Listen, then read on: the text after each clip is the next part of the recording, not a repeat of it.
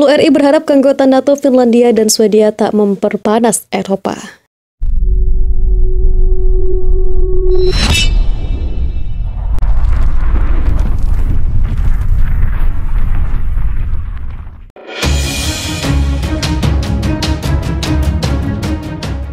Juru bicara Kementerian Luar Negeri Teuku Faizasyah mengatakan Indonesia berharap masuknya Finlandia dan Swedia dalam Fakta Pertahanan NATO tidak memperparah ketegangan yang terjadi di kawasan Eropa.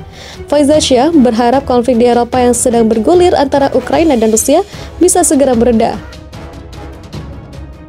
Dari sisi Indonesia, harapan kita bersama adalah adanya satu proses peredaan ketegangan. Dengan demikian, keinginan satu negara dalam satu fakta pertahanan ataupun penambahan anggota tidak justru meningkatkan ketegangan di kawasan Eropa, kata Faizasyah saat jumpa pers virtual Kementerian Luar Negeri RI pada Kamis 19 Mei 2022.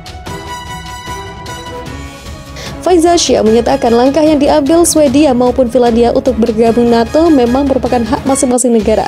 Tetapi dia menyoroti pemicu konflik di Ukraina juga salah satunya diduga disebabkan oleh adanya fakta pertahanan dalam suatu wilayah negara. Harapan kita terlepas adanya hak atau kebebasan dari masing-masing negara untuk bergabung dalam suatu fakta pertahanan, namun tentu kita berharap prosesnya besarnya menuju sesuatu yang stabil dan perdamaian, kata Faizasyah. Sebelumnya, Sekretaris Jenderal NATO Jens Stoltenberg mengatakan bahwa Finlandia dan Swedia telah secara resmi mendaftar untuk bergabung dengan aliansi militer terbesar di dunia. Bergabungnya kedua negara dipicu oleh invasi Rusia ke Ukraina. Saya menyambut hangat permintaan Finlandia dan Swedia untuk bergabung dengan NATO. Anda adalah mitra terdekat kami, kata Stoltenberg kepada wartawan Rabu 18 Mei 2022. Pernyataan Stoltenberg ini datang tak lama setelah menerima surat lamaran dari duta besar kedua negara Nordik itu. Ini adalah momen bersejarah yang harus kita rebut, kata Stoltenberg di markas NATO di Brussels. Sementara itu, niatan dua negara Eropa Utara itu untuk bergabung ke NATO tidak berjalan mulus. Presiden Turki Recep Tayyip Erdogan bersikeras tidak akan menyetujui keanggotaan NATO yang diajukan oleh Finlandia dan Swedia.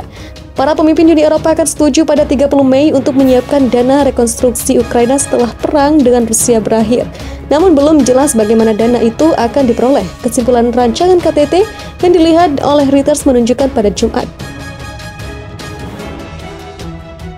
Komisi Eropa itu pada Rabu mengusulkan membentuk fasilitas hibah dan pinjaman Rebuild Ukraine dengan besaran yang tidak ditentukan, mencontoh dana pemulihan Uni Eropa yang memperoleh dana dengan bersama-sama meminjam di pasar.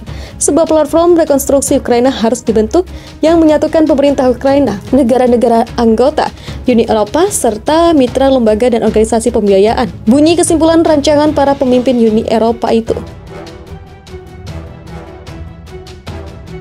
Platform itu akan didukung oleh sebuah instrumen baru solidaritas EU yang menggabungkan kontribusi EU dan negara-negara anggota. Kata rancangan itu, tanpa merinci apakah instrumen baru solidaritas EU harus mencakup pinjaman bersama EU yang baru.